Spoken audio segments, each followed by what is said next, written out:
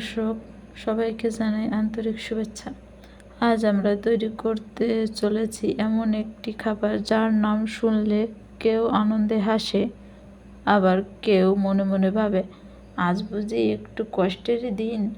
হ্যাঁ বন্ধুরা, আজকের নায়ক হচ্ছে আমাদের বহু পরিচিতি করলা। করলা এমন একটি সবজি যেটা অনেকটা স্কুলের কঠোর শিক্ষকের মতো।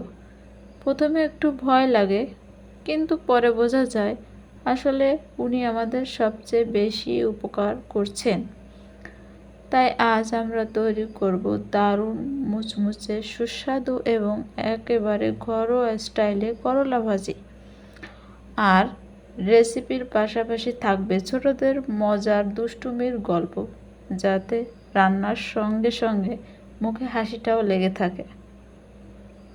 প্রয়োজনীয় উপকরণ লাগবে মাঝারি আকারের করলা 6টি, বড় পেঁয়াজ 3টি, 5টি কাঁচামরিচ, রসুন কুচি 1 চা চামচ, হলুদ গুঁড়া আধা চা চামচ, মরিচ গুঁড়া 1 চা চামচ, ভাজা জিরা গুঁড়ি আধা চা চামচ, লবণ স্বাদ মতো, সামান্য চিনি আধা চা চামচ, সয়াবিন তেল অথবা সরিষার তেল 4 টেবিল চামচ।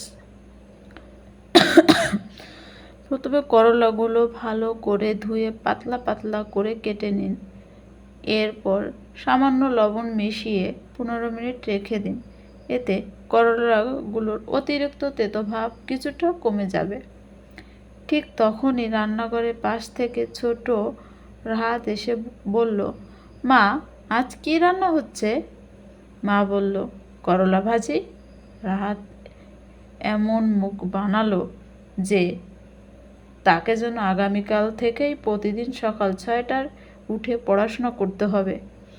কিন্তু 5 মিনিট পরে রাহাতি আবার এসে বলল, মা, যদি করলার মধ্যে আলুর চিপস লুকিয়ে দাও তাহলে কিন্তু আমি খেতে পারি। এই বুদ্ধি শুনে বাড়ির সবাই হেসে উঠল। এবার 3টি বড় পেঁয়াজ পাতলা করে কেটে নিন। পেঁয়াজ কাটার সময় চোখে পানি চলে আসতে পারে, এটা খুবই স্বাভাবিক।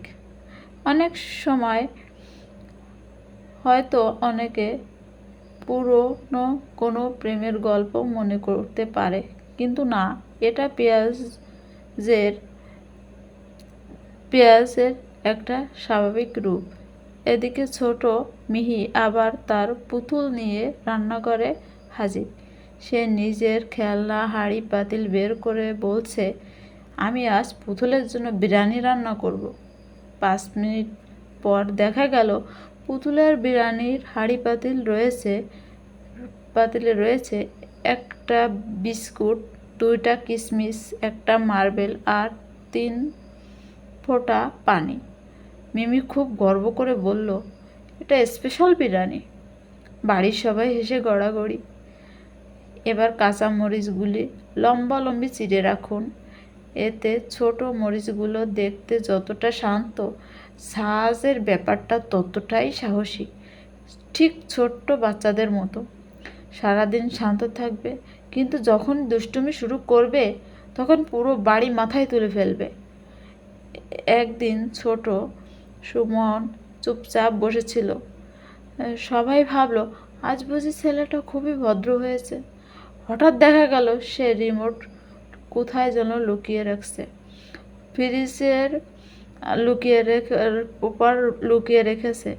1 ঘন্টা ধরে পুরো পরিবার রিমোট খুঁজছে। শেষ সময় সে নিজে এসে বের করে বলল, আমি তো ওটা নিরাপদ জায়গায় রেখেছিলাম।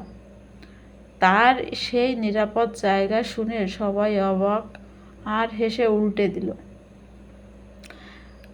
এবার আমরা চুলায় একটি কড়াই বসিয়ে দিয়ে তাতে 4 টেবিল চামচ সরিষার তেল অথবা সয়াবিন তেল দিয়ে তেল গরম হলে প্রথমে রসুন কুচি দিয়ে দিন।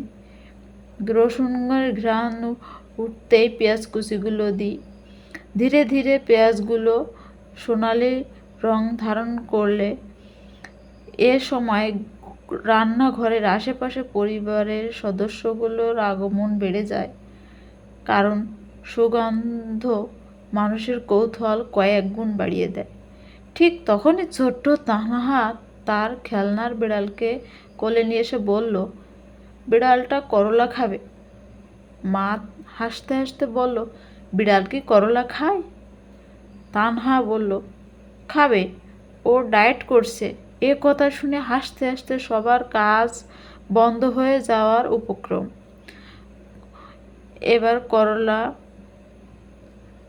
করলা কাটাগুলো কড়াইতে দিয়ে দিই। এর সঙ্গে যোগ করতে হবে হলুদ গুঁড়া, মরিচ গুঁড়ো, লবণ, ভাজা জিরা গুঁড়ো। সব উপকরণ ভালোভাবে মিশিয়ে নিন।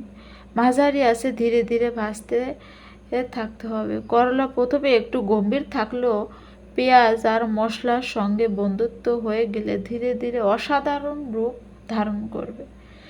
জীবনের মতোই প্রথমে একটু কঠিন, পরে অনেক সুন্দর। দুষ্টু রিয়াদের কীর্তি দেখে, রিয়াদের বয়স মাত্র 5 বছর, একদিন সে সিদ্ধান্ত নিল সে বড়দের মতো রান্না করবে। সে ফ্রিজ খুলে বের করলো একটা টমেটো, একটা ডিম আর আধা লেবু। এরপর সে একই সঙ্গে বাড়িতে রেখে ঘোষণা দিল, আজ আমি সুপার টুপার বানাবো। কিন্তু সমস্যা হলো, সে ডিম ভাঙতে গিয়ে পুরো ডিমটাই মেঝেতে ফেলে দিল। নিজেই আবার বলল, ওহ, সুপার টুপার মাটিতে পড়ে গেল। তার সেই সরল কথা শুনে সবাই হেসে কুটিকাটি। অনেক অভিযোগ করল, আমার করলা ভাজি মুচমুচে হয় না। এর কারণটা কি? করলাকে সময় দিতে হবে, ভালোবাসা দিয়ে ধীরে ধীরে ভাজতে হবে, প্রতি 2-3 মিনিট পর পর নেড়ে দিতে হবে। তাড়াহুড়ো করলে করলা রেগে গিয়ে এক পাশ পুড়ে যেতেও পারে। আর পুড়ে যাওয়া করলার মন ভালো করা কিন্তু খুবই কঠিন।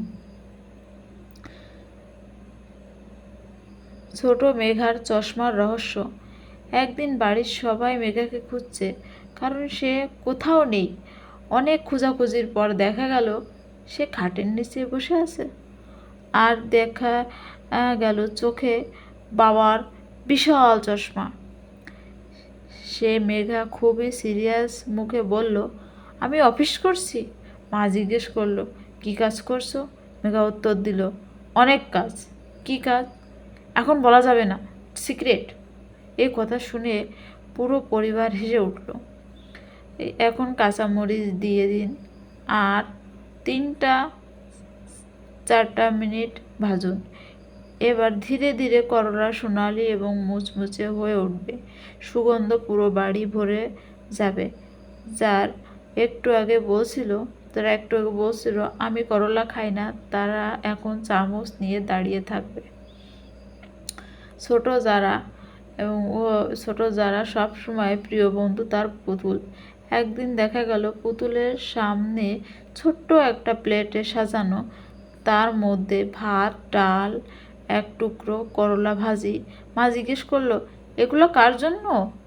যারা বলল, আমার পুতুলের জন্য। পুতুল কি করলা খায়? যারা উত্তর দিল, হ্যাঁ, ও খুব ভালো মেয়ে, সবজি খায়। এ কথা শুনে দাদু পর্যন্ত হেসে ফেলল।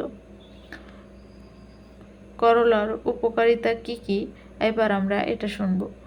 করলা শুধু সুস্বাদুই নয়, পুষ্টিগুণেও ভরা। এরতে রয়েছে vitamin A, vitamin C, iron, fibre, antioxidant.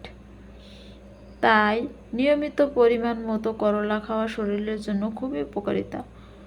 করলা হয়তো মনে মনে বলে, আমি শুধু তিতাই নয়, আমি কাজেরও। পারফেক্ট করলা ভাজি কিছু টিপস আমরা আজকে আপনাদের সঙ্গে শেয়ার করব। পাতলা করে করলা কাটুন, পাতলা করে দ্রুত ও মুচমুচে হয়। বেশি পেঁয়াজ ব্যবহার করুন। পেঁয়াজ মিষ্টতা, স্বাদ করলায় তিতভাবকে ভারসাম্যপূর্ণ করে। সরিষার তেল ব্যবহার করুন, এতে অন্যরকম একটা ঘ্রাণ আসবে। কম আঁচে ধীরে ধীরে ভাজতে হবে। এতে মচমচে করলার আসল রহস্য। সামান্য চিনি ব্যবহার করতে পারেন, স্বাদ আর সুন্দর হবে। শেষে মজার ঘটনা, একদিন ছোট আদি তার মাকে জিজ্ঞেস করলো, মা, করলা এত তিতা কেন? মা বলল, এটা তো ওর স্বভাব। হ্যাঁ। আদি কিছুক্ষণ ভেবে বলল, তাহলে করলাকে একটু হাসতে বলো না, হাসলে হয়তো মিষ্টি হয়ে যাবে। তার এই যুক্তি শুনে সবাই তো হেসে ফেলল। পরিবেশনা, গরম ধোয়া ওঠা ভাত, সঙ্গে মুসুরির ডাল, এক টুকরো লেবু, আর পাশে এক প্লেট মুচমুচে করলা ভাজি। এই ব্যাস, একেবারে অসাধারণ খাবার হয়ে উঠবে। সমাপ্তি।